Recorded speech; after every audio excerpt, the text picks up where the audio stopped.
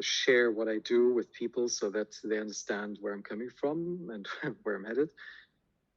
And I usually start quite early.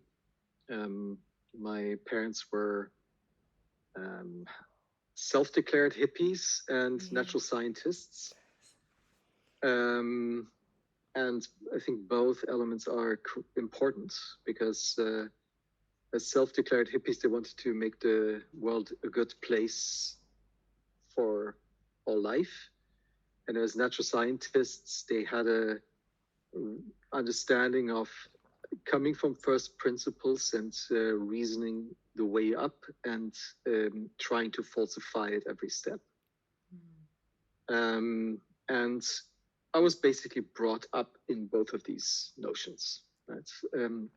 Which left my brother, my sister, and me in a interesting space of having that mission of contributing to a life-serving kind of civilization, and while having no clue whatsoever of how to get there. Is it okay if I use words like fuck in this? Yes, definitely. Because I sprinkle them in from time to time. Yeah, express and I don't yourself want to as limit myself. freely as Okay, you good. want. All right.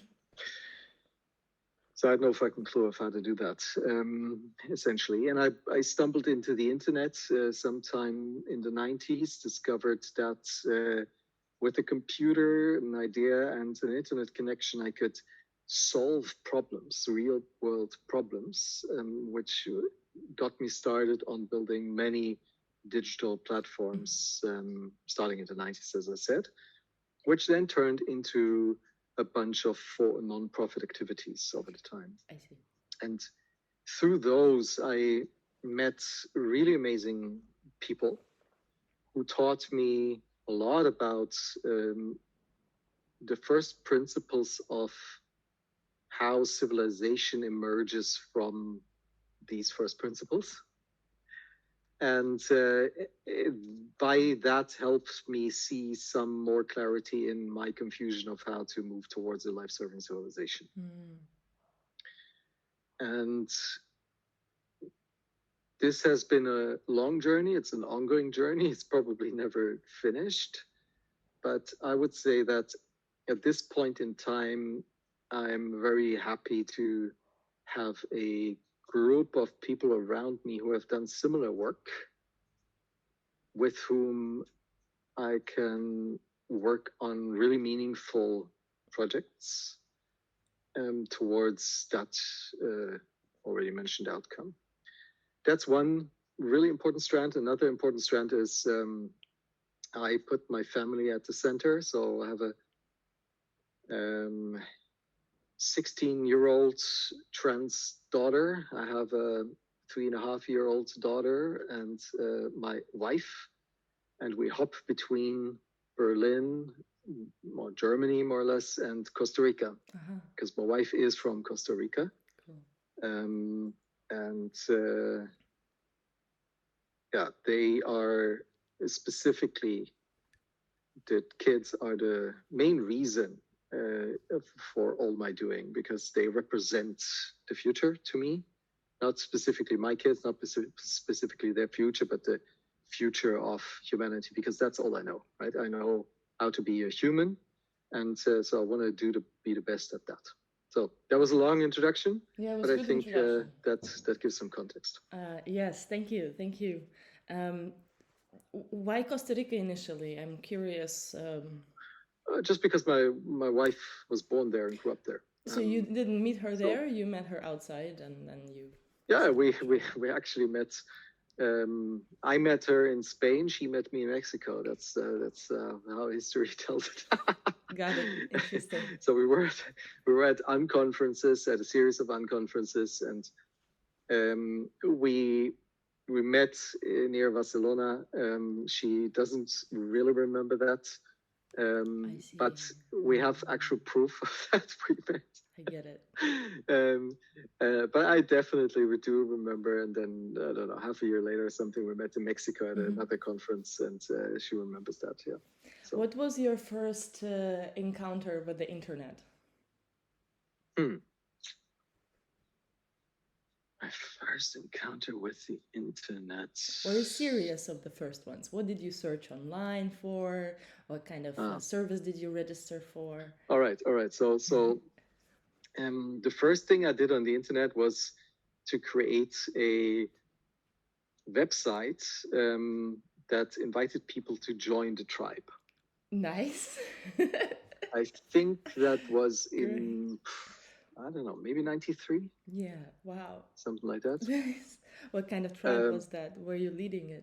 I didn't know. I just said, okay, I have the feeling that there must be other people out there that have a similar disposition as I do. Exactly. And I would like to find them because I find the others that I usually encounter in my everyday life experiences a bit weird. So I wanted to find the people that are weird like me. So that's what I wanted. But nobody ever found that website, I think. But that was the first thing. That's a good example of what we were doing, on the internet all this time, is finding the weirdos like us. So I like that answer. Okay, go on. I think then I did some art projects. Like one was what I called the Debussy machine. It created piano music that sounded a bit like Debussy. Wow. Then I had this ongoing competition with my cousin, who was my best friend at the time, who was leading. That was really helpful. It was leading in the 90s the testing of big switches of telco operators in Germany. Okay. So we had backbone access basically in the 90s, and that was really powerful. That was a lot of fun. And we had this competition going on who could get the most and the most fun domain names. Mm-hmm. And so one day I got a thing in German, it's called Entschleunigung.com, which is basically deceleration.com. Wow. And I put, that was the only thing that was on that website ever, was two worm-like creatures that were moving around and sometimes meeting and then moving around again. That was all that was. It was like a bit like a screensaver. Mm-hmm. What Apple later did with the first like really animated screensavers, something of that kind. Wow. So these are the first things I did on the internet. Interesting. Thank you for this. And how is the internet different from what it used to be in the 90s and some major points? Well, in the 90s, there was still hope, right, for the internet. Hope that this would be a way for us all to coordinate in a way that we could tell each other what life is actually about and become the best versions of ourselves and detach from all of the neolib agenda that was then still in its more emergent phase than it is today. But today it's, of course, as we know, fully, completely hijacked by that neolib agenda. And therefore doesn't serve really as that coordination function anymore. What can it make it, like what kind of, I don't know, products or activities can it bring back to serving that coordination? We've met at the Region OS. I think that was also an attempt to coordinate around regenerative practices. Correct. So I think in my perspective, and I'm happy to elaborate more on that, but in my perspective, the most important element is to find ways of using the internet as a platform for coordination that is absolutely non-hijackable by any kind of profit interest. Interesting. Any kind of financial profit interest. Yes, completely definancialized. Yeah, I agree with you. Yeah. You fascinated me during our call. We were well, you joined my AI group because your group, the health group, was also, you were the only one there. I'm glad I waited for you. I was Uh, impressed by your perspective on the future of wealth. Can you say what you yeah. told me in a few words here, and then I'll go Uh, into some directions there as well with questions. okay. Okay. So I like to base this off maybe 2 or 3 core ideas. Let's see how many they become. But one, we usually borrow from Ethan Soloviev and Gregory Landua, which they formulated as the 8 forms of capital. They're not the only ones, not the first ones to formulate the multi-capital idea, but they ground this in conversations with people um, uh, in a deeply culturally rooted perspective, right? And bioregionally rooted perspective. So I think that's different.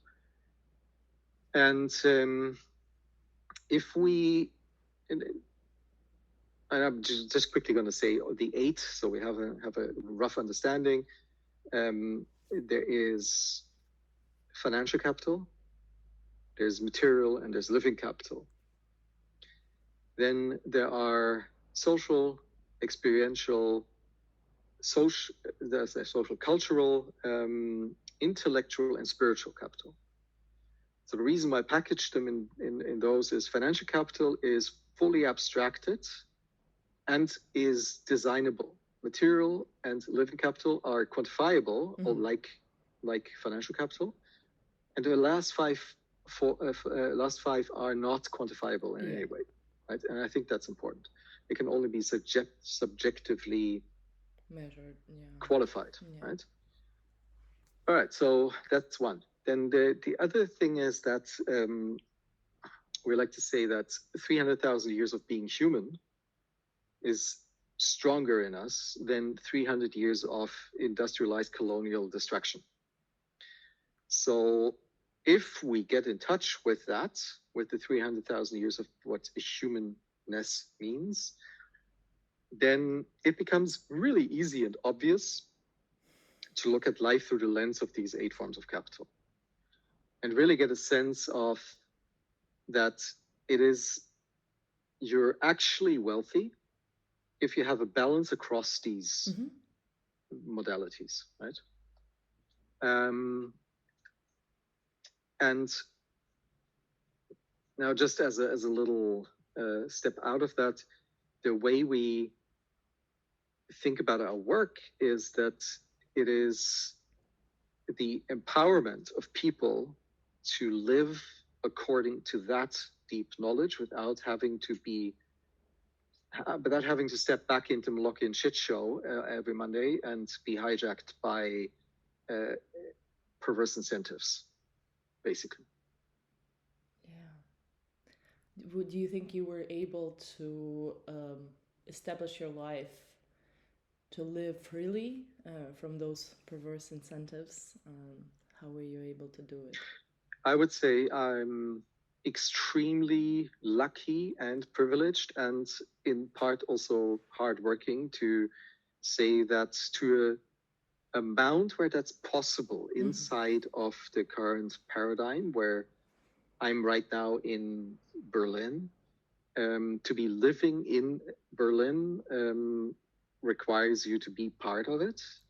But I think to the extent that I have to be, I'm extremely lucky and happy that I managed to get to a point where I am detached as humanly possible in this system, I think. Yeah. And how does your 16-year-old thinking about their future?